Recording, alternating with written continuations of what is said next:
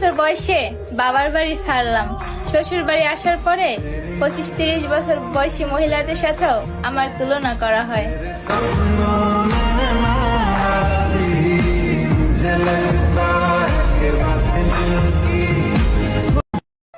বাবার বাড়িতে পেট ব্যথার বাহানা দিয়ে শুয়ে থাকা মেয়েটা আজ হাজারো ব্যথা নিয়ে শ্বশুর বাড়ির সব কাজ করে। 15 বছর বয়সে বাবার বাড়ি ছাড়লাম।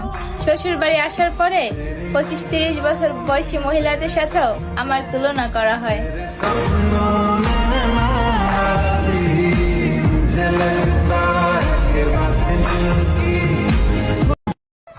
বাবার বাড়িতে পেট ব্যথার বাহানা দিয়ে শুয়ে থাকা মেয়েটা আজ হাজারো ব্যথা নিয়ে শ্বশুর বাড়ির সব কাজ করে।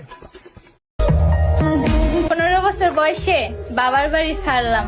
শ্বশুর বাড়ি আসার পরে 25-30 বছর বয়সী মহিলাদের সাথেও আমার তুলনা করা হয়।